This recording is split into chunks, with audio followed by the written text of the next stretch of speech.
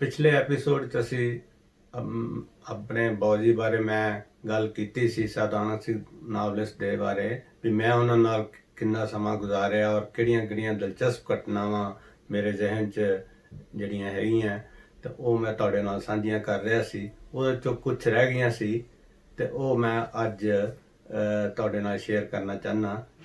ਤੇ ਉਹਨਾਂ 'ਚੋਂ ਇੱਕ ਮੈਨੂੰ ਯਾਦ ਆ ਰਿਹਾ, ਜਿਹੜਾ ਕਿ ਪੁਰਾਣੀ ਘਟਨਾ ਹੈ। ਚੰਡੀਗੜ੍ਹ ਜਦੋਂ ਮੇਰੇ ਫਾਦਰ ਸਾਹਿਬ ਉੱਥੇ ਪ੍ਰੋਫੈਸਰ ਸੀ ਤੇ ਸਾਨੂੰ ਉੱਥੇ ਕੈਂਪਸ 'ਚ ਹੀ ਮਕਾਨ ਮਿਲਿਆ ਹੋਇਆ ਸੀ ਤੇ ਉੱਥੇ ਬੌਜੀ ਸਾਡੇ ਕੋਲ ਅਕਸਰ ਆਇਆ ਕਰਦੇ ਸੀ।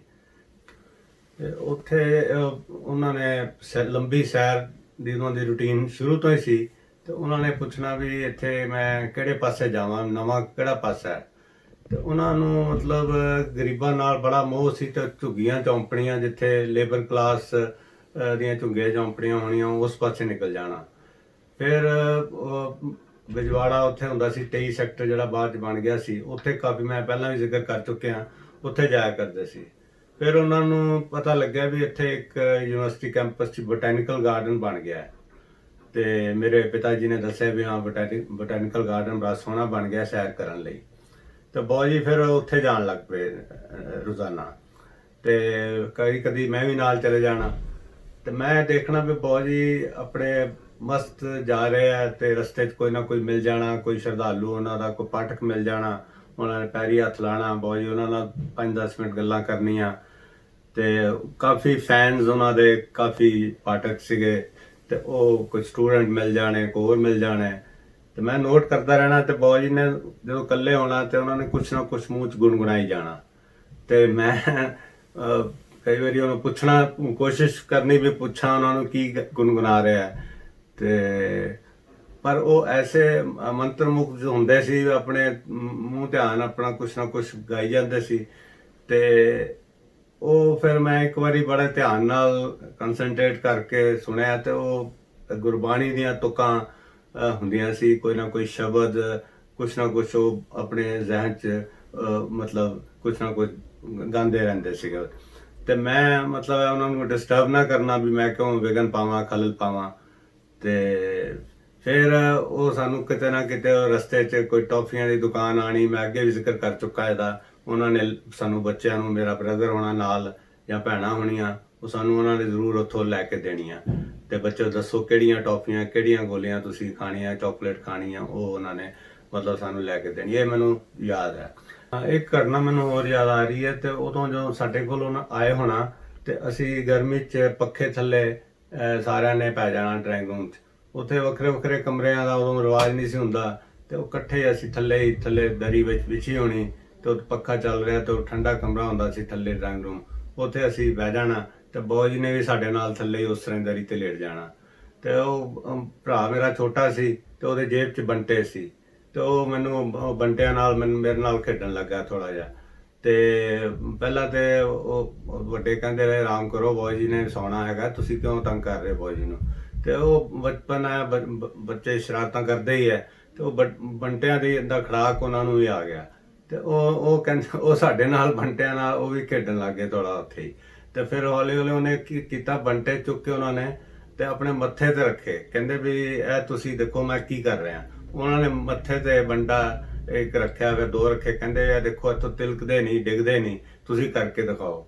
ਤੇ ਅਸੀਂ ਵੀ ਕੋਸ਼ਿਸ਼ ਕੀਤੀ ਪਰ ਸਾਡੇ ਕੋਲੋਂ ਨਹੀਂ ਹੋ ਸਕਿਆ, ਅਸੀਂ ਦੋਨੋਂ ਹੀ ਅਸਫਲ ਰਹੇ।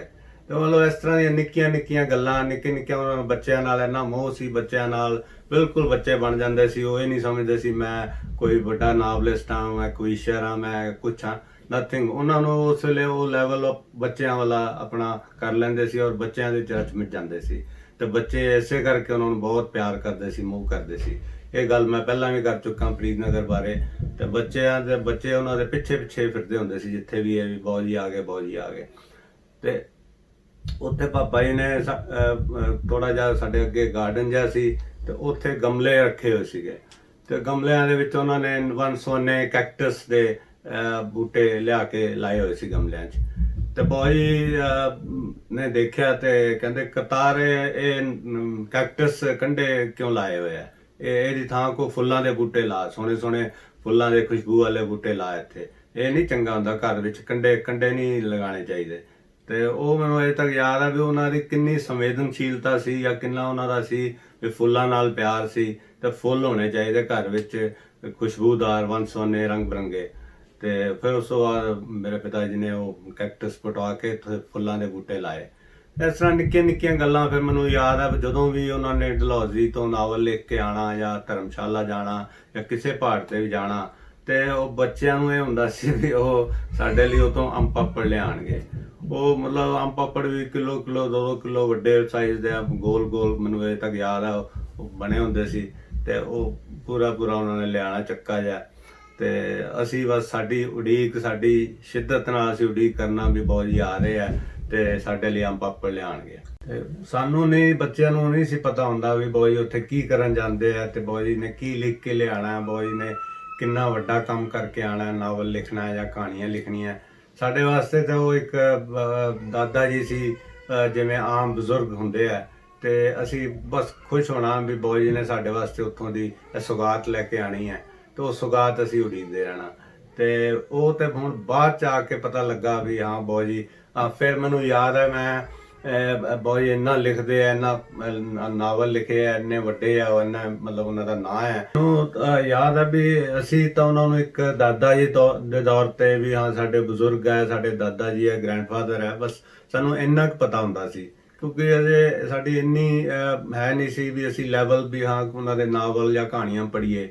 ਫਿਰ ਮੈਨੂੰ ਯਾਦ ਹੈ 10ਵੀਂ ਦੇ ਵਿੱਚ ਜਾ ਕੇ ਮੈਂ 10ਵੀਂ 11ਵੀਂ ਜਾ ਕੇ ਮੈਂ ਉਹਨਾਂ ਦਾ ਨਾਵਲ ਪੜ੍ਹਿਆ, ਪਵਿੱਤਰ ਪਾਪੀ। ਪਹਿਲਾਂ ਮੈਂ ਤਰੇਈਵਾਂ ਪੜ੍ਹਿਆ, ਫਿਰ ਮੈਂ ਪਵਿੱਤਰ ਪਾਪੀ ਪੜ੍ਹਿਆ। ਤੇ ਪਵਿੱਤਰ ਪਾਪੀ ਪੜ੍ਹ ਕੇ ਤੇ ਮੈਨੂੰ ਉਹਨਾਂ ਦੇ ਜਦੋਂ ਭੂਮਿਕਾ 'ਚ ਉਹਨਾਂ ਦੇ ਮੁੱਢਲੇ ਸ਼ਬਦਾਂ 'ਚ ਉਹਨਾਂ ਨੇ ਲਿਖਿਆ ਵੀ ਇਹ ਕਹਾਣੀ ਸੱਚੀ ਹੈ। ਤੇ ਮੈਂ ਮਤਲਬ ਸਾਰੀ ਪੜ੍ਹਨ ਤੋਂ ਬਾਅਦ ਬਾਊ ਜੀ ਕੋਲ ਗਿਆ ਤੇ ਮੈਂ ਬਾਊ ਜੀ ਕੋਲ ਜਾਂਦੇ ਪੁੱਛਿਆ, ਬਾਊ ਜੀ ਮੈਂ ਪਵਿੱਤਰ ਪਾਪੀ ਪੜ੍ਹਿਆ ਹੈ ਤੇ ਤੁਹਾਡਾ ਨਾਵਲ ਬਹੁਤ ਵਧੀਆ ਹੈਗਾ ਤੇ ਬੜਾ ਇਹ ਟੱਚਿੰਗ ਹੈ, ਤੇ ਇਹ ਤੁਸੀਂ ਲਿਖਿਆ ਵੀ ਇਹ ਤੁਹਾਡੀ ਓਰੀਜਨਲ ਕਹਾਣੀ ਹੈ, ਤੁਸੀਂ ਮਤਲਬ ਸੱਚੀ ਕਹਾਣੀ ਦੇ ਆਧਾਰ ਤੇ ਲਿਖਿਆ ਹੈ। ਤੇ ਮੈਨੂੰ ਕੋਲ ਬਿਠਾ ਲਿਆ, ਬੜੇ ਖੁਸ਼ ਹੋਏ, ਬੜਾ ਮੇਰੇ ਸਿਰ ਤੇ ਹੱਥ ਫੇਰਿਆ ਤੇ ਬੜਾ ਅੰਦਰੋਂ ਜਿਵੇਂ ਹੁੰਦਾ ਹੈ ਵੀ ਇੱਕ ਪੋਤਰਾ, ਜਿਹੜਾ ਪੋਤਰੇ ਨੇ ਵੀ ਮੇਰੇ ਨਾਵਲ ਪੜ੍ਹਿਆ, ਮੇਰੀਆਂ ਰਚਨਾਵਾਂ ਕਿਰਤਾਂ ਪੜ੍ਹੀਆਂ। ਤੇ ਉਹ ਮੈਨੂੰ ਕੋਲ ਬਿਠਾ ਕੇ ਤੇ ਕਹਿੰਦੇ ਬੇਟੇ ਤੂੰ ਦੱਸ ਪਹਿਲਾਂ ਤੈਨੂੰ ਕਿਸ ਤਰ੍ਹਾਂ ਲੱਗਦਾ, ਸੱਚੀ ਲੱਗਦੀ ਘਟਨਾ, ਕੀ ਲੱਗਦਾ? ਤੇ ਮੈਂ ਕਿਹਾ ਮੈਨੂੰ ਤਾਂ ਸੱਚੀ ਲੱਗਦੀ ਹੈ, ਕਿਉਂਕਿ ਇਹਦੇ 'ਚ ਬਹੁਤ ਤੁਸੀਂ ਨੇੜੇ ਤੋਂ ਉਹਦਾ ਕਿਰਦਾਰ ਲਿਖਿਆ ਹੈਗਾ, ਮੁੱਖ ਪਾਤਰ ਦਾ ਜਿਹੜਾ ਕਿਰਦਾਰ ਹੈ ਉਹਦਾ ਤੁਸੀਂ ਜਿਹੜਾ ਕਰੈਕਟਰਾਈਜੇਸ਼ਨ ਕੀਤੀ ਹੈ ਕਮਾਲ ਦੀ ਕੀਤੀ ਹੋਈ ਹੈ। ਤੇ ਕਹਿੰਦੇ ਬੇਟਾ ਇਹ ਕਾਫੀ ਹੱਦ ਤੱਕ ਸੱਚੀ ਘਟਨਾ ਹੈ।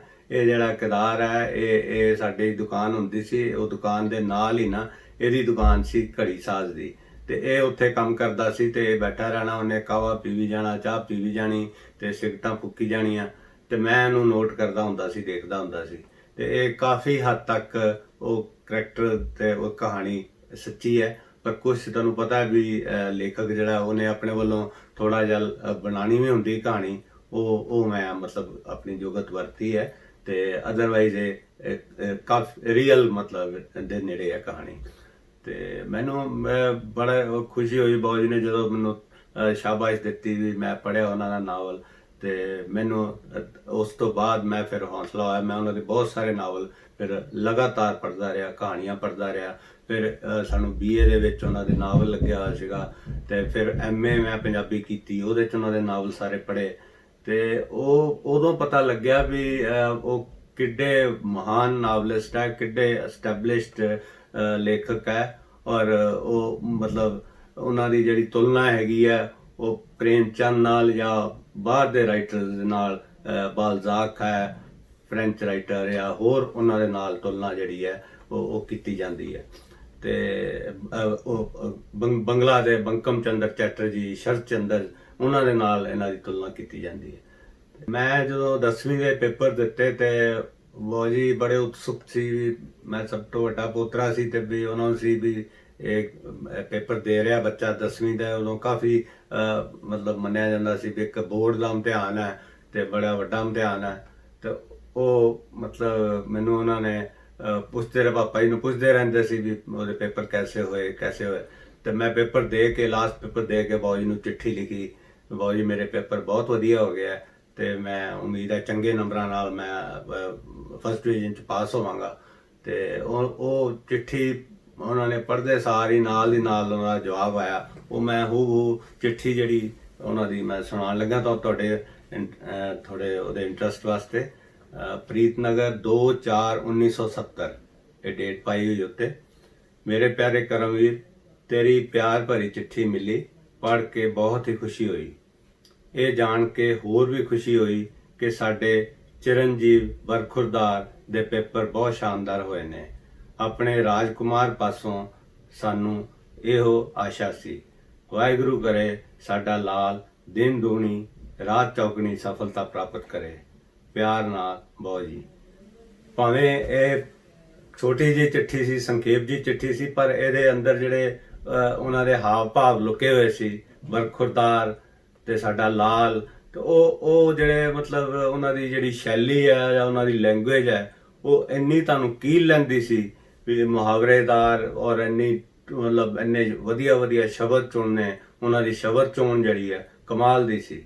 ਤੇ ਮੈਂ ਉਹ ਚਿੱਠੀ ਅਜੇ ਤੱਕ ਸਾਂਭ ਕੇ ਰੱਖੀ ਹੋਈ ਹੈ। ਇੱਕੋ ਇੱਕ ਚਿੱਠੀ ਜਿਹੜੀ ਕਿ ਮੈਂ ਉਹਨਾਂ ਨੂੰ ਲਿਖੀ ਸੀ, ਉਹਦਾ ਜਵਾਬ ਆਇਆ ਉਹਨਾਂ ਦਾ। ਤੇ ਮਤਲਬ ਇਹ ਗੱਲਾਂ ਅਜੇ ਤੱਕ ਮੈਨੂੰ ਆਉਂਦੀਆਂ ਵੀ ਉਹ ਕਿੰਨਾ ਪਿਆਰ, ਕਿੰਨਾ ਮੋਹ ਕਰਦੇ ਸੀ ਬੱਚਿਆਂ ਨੂੰ। ਇਸ ਤਰ੍ਹਾਂ ਹੀ ਮੇਰੀ ਵੱਡੀ ਸਿਸਟਰ 10ਵੀਂ ਦੇ 11ਵੀਂ ਪਾਸ ਕਰ ਗਈ ਤੇ ਉਹਨੇ ਕਾਲਜ 'ਚ ਜਾਣਾ ਸੀ। ਤੇ ਉਹ ਰਿਜ਼ਲਟ ਦੱਸਿਆ ਵੀ ਬਾਊ ਜੀ ਮੈਂ ਇਸ ਤਰ੍ਹਾਂ ਹੁਣ ਕਾਲਜ ਜਾਣਾ, ਪਾਸ ਹੋ ਗਈ ਹਾਂ। ਤੇ ਬਾਊ ਜੀ ਨੇ ਮਤਲਬ ਨਾਲ ਦੀ ਨਾਲ ਉਹ ਕਹਿੰਦੇ ਮੈਂ ਹੁਣ ਬੇਟੀ ਸਾਡੀ ਨੇ ਕਾਲਜ ਜਾਣਾ ਤੇ ਮੈਂ ਇੱਕ ਘੜੀ ਗਿਫਟ ਦੇ ਤੌਰ ਤੇ ਰਿਸਟ ਵਾਚ ਭੇਜ ਰਿਹਾ ਹੈਗਾ। ਤੇ ਉਹਨਾਂ ਨੇ ਉੱਥੋਂ ਚੈੱਕ, ਮਤਲਬ ਘੜੀ ਤਾਂ ਖਰੀਦਣੀ ਸੀ, ਚੰਡੀਗੜ੍ਹ ਸੀ ਅਸੀਂ, ਉਹ ਪ੍ਰੀਤਨਗਰ ਬੈਠੇ ਸੀ। ਉਹਨਾਂ ਨੇ ਉੱਥੋਂ ਚੈੱਕ ਭੇਜਿਆ ਵੀ ਇਹ ਘੜੀ ਖਰੀਦੀ ਜਾਵੇ ਬੇਟੀ ਵਾਸਤੇ।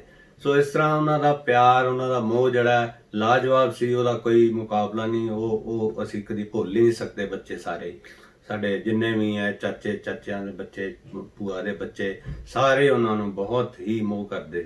ਜਦੋਂ ਬਾਊ ਜੀ ਦੀ ਜਨਮ ਸ਼ਤਾਬਦੀ 100 ਸਾਲਾ ਮਨਾਈ ਗਈ ਤੇ ਉਦੋਂ ਬਹੁਤ ਸਾਰੇ ਵੱਖ-ਵੱਖ ਪੰਜਾਬੀ ਯੂਨੀਵਰਸਿਟੀ ਪਟਿਆਲਾ, ਗੁਰੂ ਨਾਨਕ ਯੂਨੀਵਰਸਿਟੀ, ਹੋਰ ਭਾਸ਼ਾ ਵਿਭਾਗ, ਸਾਰਿਆਂ ਨੇ ਉਹਨਾਂ ਦੇ ਕਾਫੀ ਸੈਮੀਨਾਰ ਤੇ ਫੰਕਸ਼ਨ ਵਗੈਰਾ ਰਚਾਏ ਸੀ।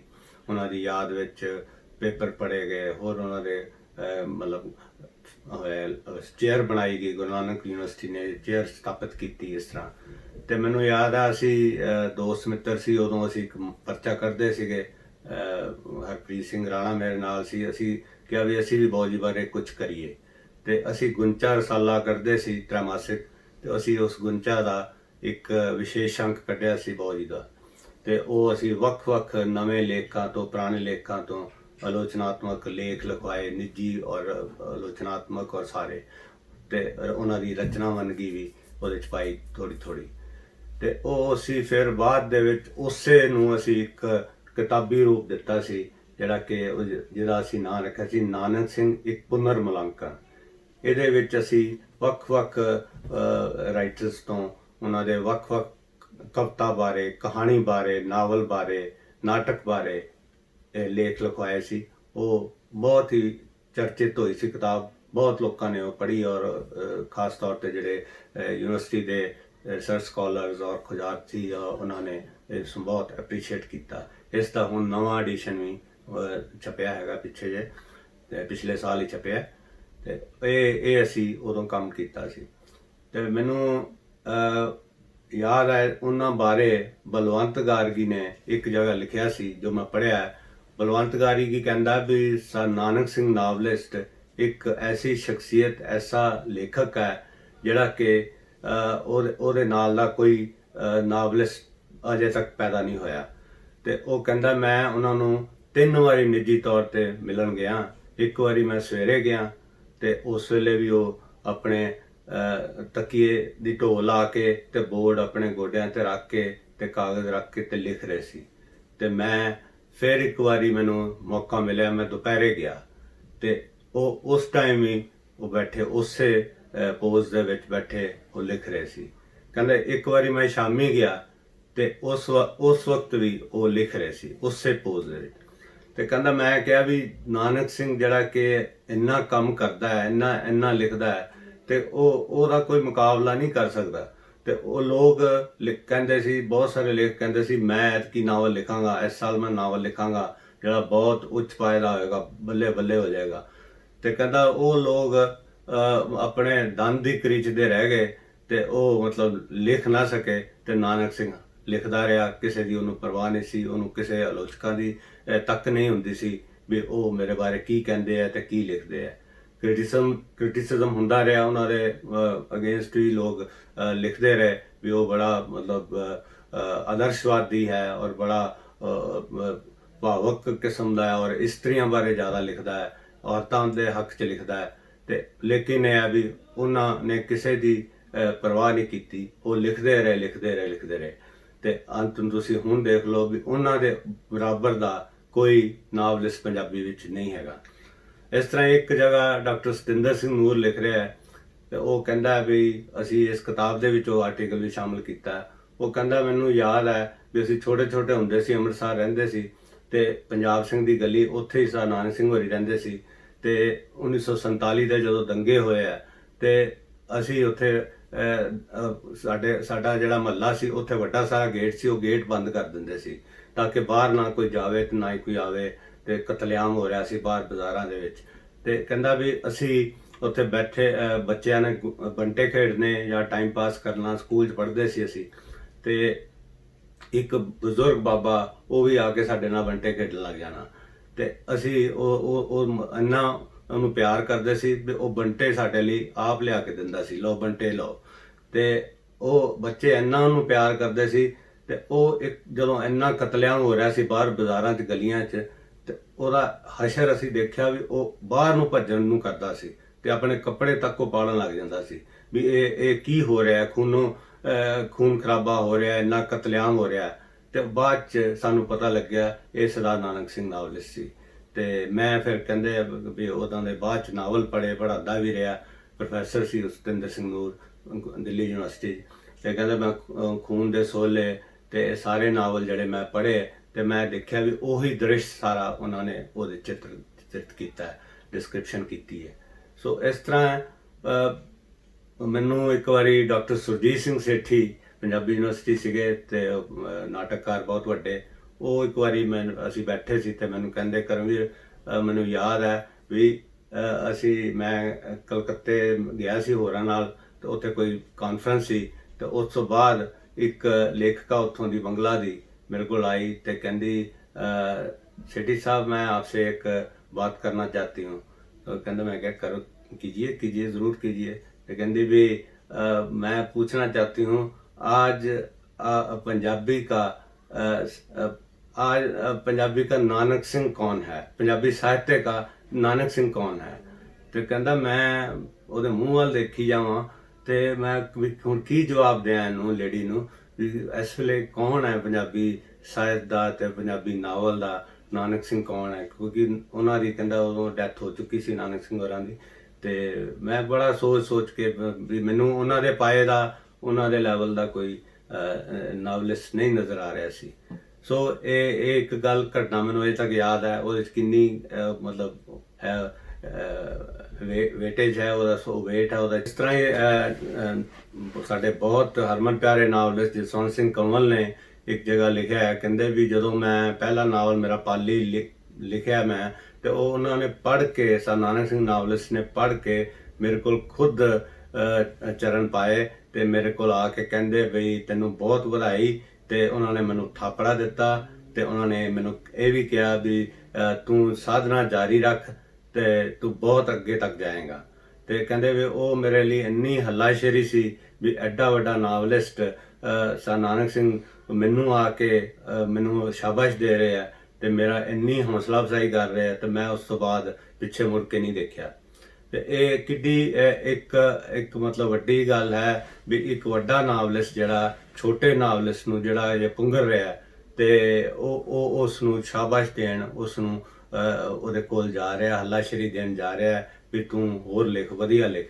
ਤੇ ਇਹ ਜਿਹੜੀਆਂ ਗੱਲਾਂ ਹੈਗੀਆਂ ਇਹ ਉਸ ਟਾਈਮ ਕਹਿ ਲਓ ਵੀ ਇੱਕ ਚੰਗੇ ਇਨਸਾਨ ਦੀਆਂ ਗੱਲਾਂ ਹੁੰਦੀਆਂ ਸੀ। ਉਹ ਜਸਵੰਤ ਸਿੰਘ ਕੰਵਲ ਵੀ, ਇਹ ਸਾਰੇ ਹੀ ਉਸ ਪੀੜ੍ਹੀ ਦੇ ਬੰਦੇ ਜਿਹੜੇ ਹੈ ਇੱਕ ਦੂਜੇ ਨਾਲ ਬਹੁਤ ਪਿਆਰ ਕਰਦੇ ਸੀ, ਇੱਕ ਦੂਜੇ ਨੂੰ ਬਹੁਤ ਹੀ ਮਤਲਬ ਕਰਦੇ ਸੀ, ਉਤਸ਼ਾਹਿਤ ਕਰਦੇ ਸੀ ਵੀ ਚੰਗਾ ਲਿਖ ਰਿਹਾ ਤੇ ਕੋਈ ਜੈਲਸੀ ਨਹੀਂ, ਕੋਈ ਈਰਖਾ ਨਹੀਂ, ਕੋਈ ਦੁਆਇਸ਼ ਨਹੀਂ। ਸੋ ਇਸ ਤਰ੍ਹਾਂ ਇਹ ਮੈਨੂੰ ਯਾਦ ਆ, ਬਲਰਾਜ ਸਾਹਨੀ ਨਾਲ ਬੜਾ ਪਿਆਰ ਸੀ ਇਹਨਾਂ ਦਾ, ਉਹ ਛੋਟਾ ਭਰਾ ਬਣਿਆ ਹੋਇਆ ਸੀ ਇਹਨਾਂ ਦਾ, ਐਕਟਰ ਬਲਰਾਜ ਸਾਹਨੀ। ਤੇ ਉਹ ਇੱਕ ਵਾਰੀ ਫਰੀਦਨਗਰ ਆਇਆ ਤੇ ਉੱਥੇ ਰਿਹਾ ਇਹਨਾਂ ਕੋਲ। ਤੇ ਉਹਨੇ ਕੀ ਕੀਤਾ, ਕੋਈ ਬਹੁਤ ਵਧੀਆ ਕੋਈ ਟੇਪ ਰਿਕਾਰਡਰ ਲਿਆਇਆ ਤੇ ਉਹਨੇ ਸੋਚਿਆ ਵੀ ਮੈਂ ਬॉयਜ਼ ਦੀ ਇੰਟਰਵਿਊ ਲਵਾਂਗਾ ਤੇ ਇਹਨਾਂ ਨੂੰ ਪਤਾ ਨਹੀਂ ਲੱਗਣ ਦਿਆਂਗਾ। ਤੇ ਉਸਨੇ ਮਤਲਬ ਇੰਟਰਵਿਊ ਲੈਣੀ ਸ਼ੁਰੂ ਕਰਤੀ। ਉਹਨੂੰ ਬॉयਜ਼ ਨੂੰ ਬਿਲਕੁਲ ਨਹੀਂ ਪਤਾ ਲੱਗਿਆ ਵੀ ਇਹ ਇੰਨਾ ਛੋਟਾ ਵੀ ਟੇਪ ਰਿਕਾਰਡਰ ਹੋ ਸਕਦਾ। ਤੇ ਉਹ ਕਿਤੋਂ ਬਾਹਰੋਂ ਲਿਆਇਆ ਸੀ ਤੇ ਉਹਨੇ ਬॉयਜ਼ ਦੀ ਇੰਟਰਵਿਊ ਅੱਧੀ ਕਰ ਲਈ, ਕਿਉਂਕਿ ਕਾਫੀ ਲੰਬਾ ਟਾਈਮ ਹੋ ਗਿਆ ਸੀ। ਤੇ ਉਹ ਕਹਿੰਦਾ ਬॉयਜ਼ ਹੁਣ ਬਾਕੀ ਦੀ ਆਪਾਂ ਕੱਲ ਕਰਾਂਗੇ। ਤੇ ਉਹਨੇ ਕਿਤੇ, ਮੇਰੇ ਛੋਟੇ ਚਾਚਾ ਜੀ ਆ ਉਹ ਉੱਥੇ ਹੀ ਸੀਗੇ ਕੋਲ ਹੀ, ਤੇ ਉਹਨਾਂ ਨੂੰ ਦੱਸਤਾ ਵੀ ਇਸ ਤਰ੍ਹਾਂ ਕੁਲਵੀਰ ਮੈਂ ਨਾ ਮਤਲਬ ਬॉयਜ਼ ਦੀ ਇੰਟਰਵਿਊ ਕਰ ਰਿਹਾ, ਤੇ ਉਹ ਬਿਲਕੁਲ ਦੱਸੀ ਨਾ ਉਹਨਾਂ ਨੂੰ, ਤੇ ਪਤਾ ਨਹੀਂ ਲੱਗਣ ਦੇਣਾ ਆਪਾਂ ਨੇ। ਤੇ ਉਹ ਕਹਿੰਦੇ ਠੀਕ ਹੈ, ਲੇਕਿਨ ਪੁੱਤਰ ਹੀ ਹੈ। ਤੇ ਉਹਨਾਂ ਨੇ ਫਿਰ ਬॉयਜ਼ ਨੂੰ ਇਸ਼ਾਰਾ ਕਰਤਾ ਜਾ ਕੇ, ਬॉयਜ਼ ਬਲਰਾਜ ਥੋੜੀ ਜੀ ਚਲਾਕੀ ਕਰ ਰਿਹਾ ਜੇ, ਉਹ ਤੁਹਾਡੀ ਇੰਟਰਵਿਊ ਲੈ ਰਿਹਾ ਜੇ, ਤੇ ਥੋੜਾ ਸੋਚ ਸਮਝ ਕੇ ਜਵਾਬ ਦੇਣੇ।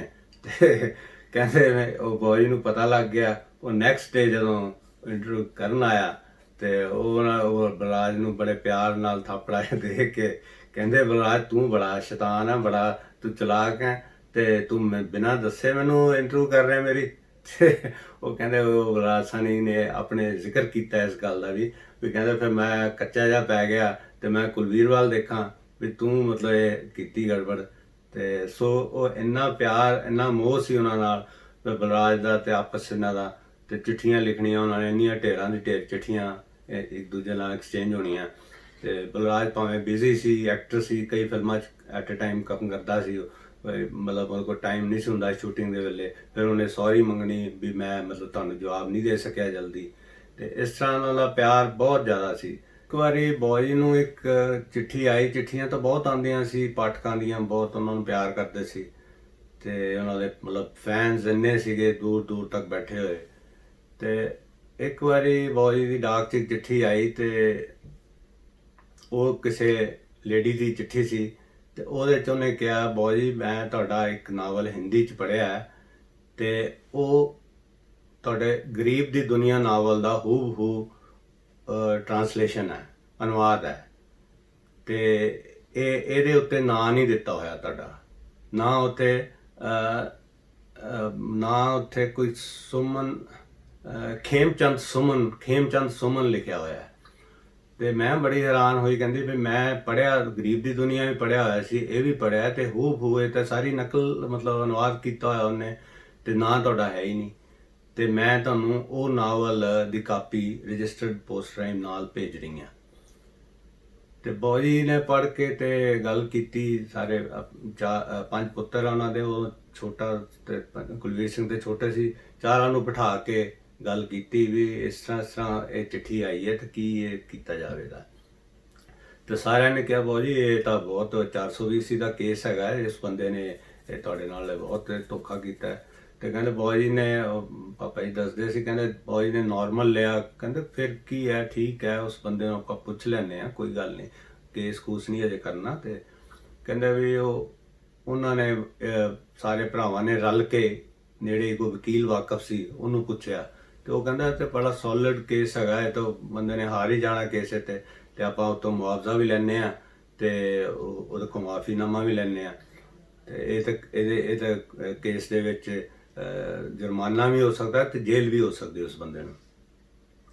ਤੇ ਉਹ ਚਿੱਠੀ ਲਿਖਵਾਤੀ ਬॉयਜ਼ ਕੋਲ ਉਹਨਾਂ ਨੇ ਵੀ ਤੁਸੀਂ ਉਹਨੂੰ ਚਿੱਠੀ ਲਿਖੋ। ਤੇ ਉਹ 2 ਦਿਨ ਬਾਅਦ ਉਹ ਬੰਦਾ ਆਪਣੇ ਪ੍ਰਕਾਸ਼ਕ ਨੂੰ ਨਾਲ ਲੈ ਕੇ ਆ ਗਿਆ ਤੇ ਬੜਾ ਗਰੀਬੜਾ ਜਿਹਾ, ਤੇ ਉਹਨੇ ਸਾਰੀ ਗੱਲ ਦੱਸੀ ਵੀ ਵੀ ਮੈਂ ਮਤਲਬ ਮੇਰੇ ਤੋਂ ਮਾਫੀ ਮੈਨੂੰ ਦੇ ਦਿਓ, ਮੇਰੇ ਤੋਂ ਗਲਤੀ ਹੋ ਗਈ ਹੈ ਤੇ ਮੈਂ ਗਰੀਬ ਹੈਗਾ ਬਹੁਤ, ਤੇ ਮੇਰੇ ਕੋਲ ਇਸ ਤਰ੍ਹਾਂ ਕੋਈ ਆਇਆ ਸੀ ਖਰੜਾ ਜਿਹਾ ਲੈ ਕੇ, ਤੇ ਉਹ ਕਹਿੰਦਾ ਸੀ ਇਹ ਮੇਰਾ ਲਿਖਿਆ ਹੈਗਾ ਤੇ ਮੇਰੇ ਕੋਲ ਪੈਸੇ ਨਹੀਂ ਹੈਗੇ ਛਪਾਉਣ ਦੇ, ਤੇ ਇਹ ਤੂੰ ਲੈ ਲੈ, ਭਾਵੇਂ ਤੂੰ ਆਪਣਾ ਨਾਂ ਦੇ ਦੀ ਤੇ ਇਹ ਤੂੰ ਛਾਪ ਲੈ। ਤੇ ਪ੍ਰਕਾਸ਼ਕ ਨਾਲ ਸੀਗਾ, ਉਹ ਪ੍ਰਕਾਸ਼ਕ ਕੋਈ ਦਿੱਲੀ ਦਾ ਬਹੁਤ ਵੱਡਾ ਪ੍ਰਕਾਸ਼ਕ ਸੀਗਾ, ਤੇ ਉਹਨੇ ਮਤਲਬ ਦੇਖਿਆ ਵੀ ਨਾਵਲ 'ਚ ਜਾਨ ਹੈਗੀ ਹੈ, ਉਹਨੇ ਉਹਦੇ ਕੋਲੋਂ ਖੇਮਚੰਦ ਸੁਮਨ ਤੋਂ ਲੈ ਕੇ ਉਹ ਨਾਵਲ ਛਾਪਤਾ। ਉਹ ਪੈਰੀ ਪਈ ਪਈ ਜਾਏ ਬਾਊ जी ਦੇ गड़गड़ाई जावे, बाऊ जी माफ़ कर दो, आप बहुत बड़े आदमी हैं, मेरे को माफ़ कर दो, हिंदी बोल रहा सी। ਤੇ ਇਸ ਤਰ੍ਹਾਂ ਕਰਕੇ ਉਸ ਬੰਦੇ ਨੇ ਮਾਫੀਆਂ ਮੰਗੀਆਂ। ਉਧਰੋਂ ਵਕੀਲ ਜਦੋਂ ਵਕੀਲ ਨੂੰ ਬੁਲਾ ਲਿਆ, ਉਹ ਹੋਰ ਡਰ ਗਿਆ। ਵਕੀਲ ਨੇ ਕਿਹਾ ਤੈਨੂੰ ਤੇ ਜੇਲ੍ਹ ਵੀ ਹੋ ਸਕਦੀ ਹੈ, ਤੂੰ ਇੰਨਾ ਵੱਡਾ ਮਤਲਬ ਗੁਨਾਹ ਕੀਤਾ ਹੈ ਤੇ ਤੂੰ ਮਤਲਬ ਉਹਨਾਂ ਦਾ ਨਾਂ ਤੱਕ ਨਹੀਂ ਦਿੱਤਾ, ਤੂੰ ਆਪਣਾ ਅਨੁਵਾਦਕ ਦਾ ਦੇ ਦਿੰਦਾ, ਨਾਨਕ ਸਿੰਘ ਦਾ ओरिजिनल ਰਾਈਟਰ ਦਾ ਨਾਂ ਤਾਂ ਚਾਹੀਦਾ ਸੀ ਉੱਤੇ। ਕਹਿੰਦਾ ਮੇਰੇ ਸੇ गलती हो गई है, मेरे को माफ़ कर दो, मेरे छोटे छोटे बच्चे हैं, मैं गरीब आदमी हूँ। तो बाऊ जी ने कहा भी ठीक है, मैं तेन माफ़ करदा। बाऊ जी ਨੂੰ ਤਰਸ ਆ ਗਿਆ ਵੀ ਇਹ ਵਿਚਾਰਾ ਇੰਨਾ ਗਰੀਬੜਾ ਜਿਹਾ ਹੈਗਾ, ਧੋਤੀ ਪਾਈ ਹੋਈ ਸੀ, ਗਰੀਬ ਜਿਹਾ ਲੱਗ ਰਿਹਾ ਸੀ, ਮਰਚੂ ਜਿਹਾ। ਤੇ ਉਹ ਬਾਊ ਜੀ ਨੇ ਕਿਹਾ, ਮਤਲਬ ਸਾਰੇ ਪੁੱਤਰ ਕਹਿੰਦੇ ਨਹੀਂ ਨਹੀਂ ਬਾਊ ਜੀ, ਇਹ ਤਾਂ ਕੇਸ ਬਣਦਾ ਹੈਗਾ ਤੇ ਇਹ ਵਕੀਲ ਨੇ ਵੀ ਕਹਿਤਾ ਹੈਗਾ ਕਿ ਇਹ ਆਪਾਂ ਹਰਜਾਨਾ ਵੀ ਲੈਣਾ ਤੇ ਇਹਨੂੰ ਅੰਦਰ ਵੀ ਕਰਾਉਣਾ। ਉਹ ਹੋਰ ਡਰ ਗਿਆ ਇਹ ਗੱਲਾਂ ਸੁਣ ਸੁਣ ਕੇ। ਅਲਟੀਮੇਟਲੀ ਬਾਊ ਜੀ ਨੇ ਕਿਹਾ ਵੀ ਉਹਨੂੰ ਪ੍ਰਕਾਸ਼ਕ ਨੂੰ ਕਿਹਾ ਵੀ ਤੂੰ ਦੱਸ ਕੀ। ਤੇ ਪ੍ਰਕਾਸ਼ਕ ਕਹਿੰਦਾ ਜੀ ਮੈਨੂੰ ਜੋ ਤੁਸੀਂ ਸਜ਼ਾ ਦਿਓਗੇ ਹੈ ਤੇ ਗੁਨਾਹ ਹੈ, ਤੇ ਮੈਂ ਜੋ ਕਹੋਗੇ ਮੈਂ ਅੱਗੋਂ ਤੋਂ ਨਹੀਂ ਛਾਪਾਂਗਾ, ਤੇ ਜਿਹੜੀ ਕਾਪੀਆਂ ਹੈਗੀਆਂ ਉਹ ਮੈਂ ਨਹੀਂ ਵੇਚਾਂਗਾ, ਤੇ ਮੈਂ ਤੇ ਮਤਲਬ ਵਿਕਰੇਤਾ ਹੈਗਾ, ਤੇ ਮੈਂ ਛਾਪ ਦਿੱਤੀ ਹੈ, ਹੁਣ ਅੱਗੋਂ ਤੋਂ ਨਹੀਂ ਛਾਪਾਂਗਾ। ਤੇ ਉਹ ਵਕੀਲ ਨੇ ਕਿਹਾ, ਕਹਿੰਦਾ ਵੀ ਇਹ ਤੇਰੇ ਤੇ ਅਸੀਂ ਮੁਕੱਦਮਾ ਕਰ ਰਹੇ ਹਾਂ ਤੇ ਇਹਦੇ ਤੈਨੂੰ ਸਿੱਧੀ ਸਜ਼ਾ ਹੈਗੀ ਹੈ, ਤੇ ਜਾਂ ਤੂੰ 10,000 ਰੁਪਇਆ ਦੇ ਦੇ ਤੇ ਨਾਲੇ ਤੂੰ ਆਪਣਾ ਲਿਖ ਕੇ ਦੇ ਦੇ ਐਗਰੀਮੈਂਟ ਵੀ ਮੁੜ ਕੇ ਮੈਂ ਨਹੀਂ ਇਹਨੂੰ ਛਾਪਾਂਗਾ, ਔਰ ਮੈਂ ਜਿੰਨੀਆਂ ਕਾਪੀਆਂ ਪਈਆਂ ਬਾਕੀ ਦੀਆਂ ਉਹਦੇ ਤੇ ਨਾਂ ਨਾਨਕ ਸਿੰਘ ਦਾ ਲਿਖਵਾਇਆ ਜਾਏਗਾ, ਤੇ ਉਹਦੇ ਤੂੰ ਇਹ ਲਿਖੇਗਾ ਵੀ ਮੇਰੇ ਤੋਂ ਭੁੱਲ ਹੋ ਗਈ ਹੈ ਤੇ ਮੈਂ ਮਤਲਬ ਕਿਸੇ ਕਾਰਨ ਉਹਨਾਂ ਦਾ ਨਾਂ ਨਹੀਂ ਦੇ ਸਕਿਆ, ਤੇ ਤੂੰ ਅਨੁਵਾਦਕ ਦੇ ਤੌਰ ਤੇ ਆਪਣਾ ਨਾਂ ਦੇਵੇਂਗਾ। ਇਹ ਸਾਰੀਆਂ ਗੱਲਾਂ ਉਹਨੇ ਮੰਨ ਲਈਆਂ। ਤੇ ਕਹਿੰਦਾ ਬਾਊ ਜੀ ਦੇ ਫਿਰ ਪੈਰੀ ਪੈ ਗਿਆ ਵੀ ਬਾਊ साहब आप माफ़ कर दो, मैं पैसा इतना नहीं दे सकता, मैं तो मेरे पास तो कुछ है नहीं। ਤੇ ਉਹ ਕਹਿੰਦਾ ਫਿਰ ਇਸ ਤਰ੍ਹਾਂ ਕਰੋ, ਪ੍ਰਕਾਸ਼ਕ ਦਵੇ ਪੈਸਾ, ਜੇ ਤੂੰ ਨਹੀਂ ਦੇ ਸਕਦਾ ਜਿਹੜਾ ਪ੍ਰਕਾਸ਼ਕ ਹੈ ਉਹ ਦੇ ਦੇ। ਉਹ ਪ੍ਰਕਾਸ਼ਕ ਕਹਿੰਦਾ ਜੀ ਮੈਂ ਇੰਨਾ ਤਾਂ ਨਹੀਂ ਦੇ ਸਕਦਾ, ਮੈਂ 4,000 ਤੱਕ ਦੇ ਦਿਆਂਗਾ, ਗੁਨਾਹ ਤਾਂ ਹੋਇਆ ਹੈਗਾ ਬਹੁਤ ਵੱਡਾ, ਮੰਨਦਾ, ਮੈਂ ਐਗਰੀ ਕਰਦਾ। ਉਹ ਸਾਰੀਆਂ ਸ਼ਰਤਾਂ ਮਨਵਾ ਕੇ 4,000 ਉਹਨਾਂ ਨੇ ਉਹ ਬਾਊ ਜੀ ਨੂੰ ਦਿੱਤਾ। ਤੇ ਤਾਂ ਫਿਰ ਉਹਨਾਂ ਨੇ ਨਾਲ ਲਿਖਿਆ ਵੀ ਅੱਗੇ ਤੋਂ ਅਸੀਂ ਇਹ ਨਾਵਲ ਨਹੀਂ ਛਾਪਾਂਗੇ, ਤੇ ਜਿਹੜਾ ਛਪਿਆ ਪਿਆ ਜਿਹੜੀਆਂ ਕਾਪੀਆਂ ਪਈਆਂ ਸਟਾਕ 'ਚ ਉਹ ਨਹੀਂ ਵਿਕਣਗੀਆਂ, ਉਹ ਮਾਰਕੀਟ 'ਚ ਨਹੀਂ ਅਸੀਂ ਲਿਆਵਾਂਗੇ। ਸੋ ਇਸ ਤਰ੍ਹਾਂ ਦਾ ਗੁਨਾਹ ਕਈ ਕਰ ਜਾਂਦੇ ਆ। ਤੇ ਉਹ ਬਾਊ ਜੀ ਨੇ ਮਤਲਬ ਉਹਨੇ ਇਹ ਵੀ ਬਾਊ ਜੀ ਨੂੰ ਕਿਹਾ, ਬਾਊ ਜੀ ਇਹ ਗੱਲ ਜਿਹੜੀ ਹੈਗੀ ਹੈ ਇਹ ਤੁਹਾਡੇ ਔਰ ਮੇਰੇ 'ਚ ਰਹਿਣੀ ਚਾਹੀਦੀ ਹੈ, ਇਹ ਮੇਰਾ ਵੀ ਹਿੰਦੀ 'ਚ ਨਾਂ ਹੈਗਾ, ਉਹ ਹਿੰਦੀ ਦਾ ਛੋਟਾ ਮੋਟਾ ਲੇਖਕ ਵੀ ਸੀਗਾ, ਤੇ ਉਹ ਮਤਲਬ ਗੁਨਾਹ ਕਰ ਗਿਆ ਤੇ ਕਹਿੰਦਾ ਮੇਰਾ ਨਾਂ ਨਾ ਆਵੇ ਕਿਤੇ। ਤੇ ਇਸ ਤਰ੍ਹਾਂ ਉਹ ਫਿਰ ਮੇਰੇ ਫਾਦਰ ਨੇ ਇੱਕ ਲੇਖ ਲਿਖਿਆ ਸੀ, ਉਹਦੇ ਵਿੱਚ ਇਹ ਜ਼ਿਕਰ ਕੀਤਾ ਸਾਰਾ, ਤੇ ਉਹਨਾਂ ਨੇ ਮਤਲਬ ਦੱਸਿਆ ਵੀ ਇਸ ਤਰ੍ਹਾਂ ਦੇ ਵੀ ਲੋਕ ਹੁੰਦੇ ਆ। ਤੇ ਬਾਊ ਜੀ ਨੇ ਉਹਨੂੰ ਮਾਫ਼ ਕਰਤਾ, ਹਾਲਾਂਕਿ ਉਹ ਸਜ਼ਾ ਉਹਨੂੰ ਹੋ ਸਕਦੀ ਸੀ ਉਦੋਂ। ਤੇ ਇਹ ਮੈਨੂੰ ਅਜੇ ਤੱਕ ਯਾਦ ਆ ਘਟਨਾ। ਇੱਦਾਂ ਹੀ ਇੱਕ ਵਾਰੀ ਬਾਊ ਜੀ ਸਾਡੇ ਇੱਕ ਰਿਸ਼ਤੇਦਾਰ ਹੈ, ਉਹਨਾਂ ਕੋਲ ਦਿੱਲੀ ਗਏ, ਤੇ ਉਸ ਦਿਨ 1 ਅਪ੍ਰੈਲ ਸੀ, ਤੇ 1 ਅਪ੍ਰੈਲ ਨੂੰ ਉੱਥੇ ਗਏ ਤੇ ਉਹਨਾਂ ਨੇ ਕਿਹਾ ਇਹਨਾਂ ਦਾ ਫੂਲ ਬਣਾਉਂਦੇ ਆ, ਇਹਨਾਂ ਨੂੰ ਬੇਵਕੂਫ ਬਣਾਉਂਦੇ ਆ ਥੋੜਾ ਜਿਹਾ। ਉਹਨਾਂ ਨੇ ਕੀ ਕੀਤਾ, ਇੱਕ ਦੇਸੀ ਸਾਬਣ ਚੱਕੀਆਂ ਹੁੰਦੀਆਂ ਸੀ ਉਦੋਂ, ਤੇ ਉਹ ਦੇਸੀ ਸਾਬਣ ਨੂੰ ਕੱਟ ਕਰਕੇ ਛੋਟੇ ਛੋਟੇ ਪੀਸਾਂ 'ਚ ਪਲੇਟ 'ਚ ਪਾ ਲਿਆ, ਤੇ ਉੱਤੇ ਵਰਕ ਲਾ ਲਿਆ ਚਿੱਟਾ, ਤੇ ਚਾਂਦੀ ਦਾ ਵਰਕ ਹੁੰਦਾ ਸੀ, ਉਹ ਲਗਾ ਕੇ ਉਹਦੇ ਤੈਨ ਚਮਕਾਤਾ, ਤੇ ਬਾਊ ਜੀ ਨੂੰ ਚਾਹ ਦੇ ਨਾਲ ਉਹ ਪੇਸ਼ ਕੀਤਾ ਗਿਆ। ਤੇ ਬਾਊ ਜੀ ਦੂਰੋਂ ਦੇਖਿਆ ਲੱਗਿਆ ਤੇ ਵੀ ਉਹਨਾਂ ਨੂੰ ਬੜੀ ਤਾਜ਼ੀ ਬਰਫੀ ਹੈ, ਤੇ ਉਹ ਬਰਫੀ ਦੇ ਵਰਗੇ ਪੀਸ ਕੱਟੇ ਹੋਏ, ਤੇ ਬਰਫੀ ਬਹੁਤ ਮਤਲਬ ਲੱਗਿਆ ਸੋਹਣੀ ਹੈ। ਤੇ ਜਦੋਂ ਉਹ ਦੁਬਾਰਾ ਉਹਨੇ ਬਾਊ ਜੀ ਨੇ ਕਿਹਾ ਮੈਨੂੰ ਪਾਣੀ ਪਹਿਲਾਂ ਪਿਲਾਓ, ਉਹ ਪਾਣੀ ਲੈਣ ਗਏ, ਬਾਊ ਜੀ ਨੇ 1-2 ਪੀਸ ਸੋਫੇ ਦੇ ਪਿੱਛੇ ਸੁੱਟਤੇ, ਦੇਖ ਤਾਂ ਉਹਨਾਂ ਨੇ ਲਿਆ ਸੀ ਵੀ ਬਰਫੀ ਨਹੀਂ ਹੈਗੀ, ਤੇ ਉਹਨਾਂ ਨੇ ਪਿੱਛੇ ਸੁੱਟਤੇ। ਤੇ ਉਹ ਜਦੋਂ ਪਾਣੀ ਲੈ ਕੇ ਆਏ ਤਾਂ ਉਹਨਾਂ ਦੇਖਿਆ ਵੀ ਬਾਊ ਜੀ ਨੇ 2 ਪੀਸ ਖਾ ਵੀ ਲਏ, ਤੇ ਉਹ ਬੜੇ ਹੈਰਾਨ ਹੋਏ। ਤੇ ਉਹ ਬਾਅਦ 'ਚ ਕਹਿੰਦੇ ਬਾਊ ਜੀ ਇਹ ਬਰਫੀ ਨਹੀਂ ਸੀ, ਇਹ ਤਾਂ ਸਾਬਣ ਹੈ, ਦੇਸੀ ਸਾਬਣ ਹੈ। ਉਹ ਕਹਿੰਦੇ ਮੈਨੂੰ ਵੀ ਪਤਾ, ਤੁਸੀਂ ਮੈਨੂੰ ਉੱਲੂ ਬਣਾ ਰਹੇ ਸੀ, ਮੈਂ ਉੱਲੂ ਬਣਿਆ ਨਹੀਂ, ਉਹ ਸੋਫੇ ਦੇ ਪਿੱਛੇ ਸੁੱਟੇ ਹੋਏ ਮੈਂ ਪੀਸ। ਤੇ ਸੋ ਇਸ ਤਰ੍ਹਾਂ ਦੀਆਂ ਗੱਲਾਂ ਨਿੱਕੀਆਂ ਨਿੱਕੀਆਂ ਉਹਨਾਂ ਦੀਆਂ ਘਟਨਾਵਾਂ, ਮਤਲਬ ਉਹ ਦੁਨੀਆਦਾਰ ਹੈ ਵੀ ਸੀ ਤੇ ਨਹੀਂ ਵੀ ਸੀ। ਉਹ ਲੋਕ ਕਈ ਸਮਝਦੇ ਸੀ ਵੀ ਇਹ ਤੇ ਦੁਨੀਆਦਾਰ ਨਹੀਂ ਹੈਗੇ, ਤੇ ਲੇਕਿਨ ਉਹਨਾਂ ਨੇ ਪੜ੍ਹੇ ਨਹੀਂ ਸੀਗੇ, ਉਹ ਕਾਲਜ ਯੂਨੀਵਰਸਿਟੀ 'ਚ ਨਹੀਂ ਗਏ ਸੀ, ਲੇਕਿਨ ਉਹਨਾਂ ਨੇ ਦੁਨੀਆ ਦੀ ਕਿਤਾਬ 'ਚੋਂ ਬਹੁਤ ਕੁਝ ਪੜ੍ਹ ਲਿਆ ਸੀ। ਤੇ ਉਹ ਬੜਾ ਕੁਛ ਇੱਦਾਂ ਦਾ ਮਤਲਬ ਉਹਨਾਂ ਨੇ ਜ਼ਿੰਦਗੀ 'ਚ ਵਾਪਰਿਆ ਸੀ, ਉਤਰਾਅ ਚੜਾਅ ਜਿਹੜੇ ਹੈ। ਤੇ ਇੱਕ ਦੋਸਤ ਤੇ ਮੇਰਾ ਦਫ਼ਤਰ ਦਾ ਕੁਲੀਗ ਵੀ ਡਾਕਟਰ ਗੁਰਮੁਖ ਸਿੰਘ, ਭਾਸ਼ਾ ਵਿਭਾਗ ਗੁਰਮੁਖ ਸਿੰਘ ਹੁੰਦੇ ਸੀ, ਹੁਣ ਤਾਂ ਡੈਥ ਹੋ ਗਈ ਉਹਨਾਂ ਦੀ। ਉਹ ਮੈਨੂੰ ਸੁਣਾਈ ਉਹਨਾਂ ਨੇ ਇੱਕ ਵਾਰੀ ਗੱਲ, ਕਹਿੰਦਾ ਅਸੀਂ ਜਦੋਂ ਐਮਏ ਪੰਜਾਬੀ ਕਰਦੇ ਸੀ ਯੂਨੀਵਰਸਿਟੀ 'ਚ, ਤੇ ਉੱਥੇ ਅਸੀਂ ਬੋਏ ਦੇ ਨਾਵਲ ਲਿਖੇ ਹੋਏ ਸੀਗੇ, ਤੇ ਇੱਕ ਸਪੈਸ਼ਲ ਪੇਪਰ ਹੁੰਦਾ ਸੀ, ਉਹਦੇ 'ਚ ਉਹਨਾਂ ਦੇ 4-5 ਨਾਵਲ ਸੀ। ਤੇ ਉਹ ਅਸੀਂ ਬੈਠੇ ਡਿਸਕਸ ਕਰ ਰਹੇ ਸੀ ਸਾਰੇ ਸਟੂਡੈਂਟ, ਤੇ ਨਾਲੇ ਚਾਹ ਪੀ ਰਹੇ ਸੀ ਕੰਟੀਨ ਦੇ ਬਾਹਰ। ਤੇ ਉੱਥੇ ਕਹਿੰਦਾ ਇੱਕ ਸਟੂਡੈਂਟ ਵਿਦਿਆਰਥੀ ਨੇ ਮੈਨੂੰ ਕਿਹਾ ਕਿ ਵੀ ਇਸ ਤਰ੍ਹਾਂ ਨਾਨਕ ਸਿੰਘ ਦੇ ਨਾਵਲ ਆਪਾਂ ਪੜ੍ਹਦੇ ਹਾਂ, ਲੇਕਿਨ ਨਾਵਲ ਉਹਨਾਂ ਦੇ ਦੁਹਰਾਅ ਬਹੁਤ ਹੈ, ਰੈਪੀਟੀਸ਼ਨ ਹੈ ਨਾਵਲਾਂ 'ਚ, ਤੇ ਉਹੀ ਕਹਾਣੀ ਉਹ ਫਿਰ ਦੂਜੇ ਨਾਵਲਾਂ 'ਚ ਵੀ ਹੁੰਦੀ ਹੈ, ਉਹ ਮਿਲਦੀ ਜੁਲਦੀ ਕਹਾਣੀ ਜਿਹੜੀ ਹੈ, ਤੇ ਮਤਲਬ ਉਹ ਦੁਹਰਾਅ ਹੈ ਉਹਨਾਂ ਦੇ ਨਾਵਲਾਂ 'ਚ। ਤੇ ਕਹਿੰਦਾ ਮੈਂ ਪਹਿਲਾਂ ਸੁਣਦਾ ਰਿਹਾ, ਤੇ ਮੈਂ ਅਖੀਰ ਤੇ ਕਿਹਾ, ਮੈਂ ਕਿਹਾ ਕਾਕਾ ਜਿਹੜੇ ਉਹਨਾਂ ਦੇ ਜਿੰਨੇ ਉਹਨਾਂ ਨੇ ਨਾਵਲ ਲਿਖੇ ਆ ਨਾ, 35-36 ਨਾਵਲ ਔਰ ਬਾਕੀ ਕਹਾਣੀਆਂ ਰਲਾ ਮਿਲਾ ਕੇ 50 ਕਿਤਾਬਾਂ 60 ਬਣਦੀਆਂ, ਤੇ ਤੂੰ ਉਹਨਾਂ ਦੇ ਜੇ ਤੂੰ ਸਾਰਾ ਉਤਾਰਾ ਹੀ ਕਰ ਦਵੇਂ ਨਾ ਸਿਰਫ ਕਾਗਜ਼ ਤੇ, ਸਿਰਫ ਲਿਖ ਹੀ ਦਵੇਂ, ਤੇ ਇੰਨਾ ਹੀ ਕਾਫੀ ਹੈ। ਤੇ ਉਹਨਾਂ ਜੋਗਾ ਬਣਨਾ ਜਾਂ ਉਸ ਲੈਵਲ ਤੇ ਬਣਨਾ ਤਾਂ ਬਹੁਤ ਦੂਰ ਦੀ ਗੱਲ ਹੈ। ਤੇ ਤੂੰ ਸਿਰਫ ਉਤਾਰ ਦਵੇਂ ਨਾ ਉਹਨੇ ਕਾਗਜ਼ ਜਿੰਨੇ ਉਹਨਾਂ ਨੇ ਲਿਖ ਦਿੱਤੇ ਆ, ਔਰ ਉਹਨਾਂ ਨੇ ਇੱਕ ਨਾਵਲ ਨੂੰ ਕਈ ਵਾਰੀ ਲਿਖਿਆ ਹੈ, ਤੇ ਤੂੰ ਇੱਕ ਵਾਰੀ ਸਿੰਪਲ ਲਿਖ ਕੇ ਦਿਖਾ ਦੇ ਤਾਂ ਮੈਂ ਆਪਣੇ ਪਿਓ ਦਾ ਪੁੱਤਰ ਨਹੀਂ ਹੋਵਾਂਗਾ। ਤੇ ਕਹਿੰਦਾ ਮੈਂ ਉਹਨੂੰ ਇਹ ਗੱਲ ਕਹੀ ਕਿਉਂਕਿ ਨਾਨਕ ਸਿੰਘ ਬਾਰੇ ਮੈਂ ਕਹਿੰਦਾ ਸੁਣ ਹੀ ਨਹੀਂ ਸਕਦਾ ਸੀ ਵੀ ਉਹ ਮਤਲਬ ਮਾੜੇ ਨਾਵਲਿਸਟ ਹੈ ਜਾਂ ਉਹਨਾਂ ਦਾ ਕੋਈ ਉਹਨਾਂ ਦੇ ਹੈ। ਮੈਂ ਉਹ ਹੀ ਸੋਚ ਰਿਹਾ ਸੀ ਬੈਠਾ ਵੀ ਦੇਖੋ ਕਿੰਨੇ ਉਹਨਾਂ ਦੇ ਜਿਹੜੇ ਭਗਤ ਔਰ ਕਿੰਨੇ ਉਹਨਾਂ ਦੇ ਉਪਾਸ਼ਕ ਸੀ ਵੀ ਨਾਨਕ ਸਿੰਘ ਦੇ ਅਗੇਂਸਟ ਇੱਕ ਲਫ਼ਜ਼ ਵੀ ਸੁਣਨ ਨੂੰ ਤਿਆਰ ਨਹੀਂ ਸੀ ਹੁੰਦੇ।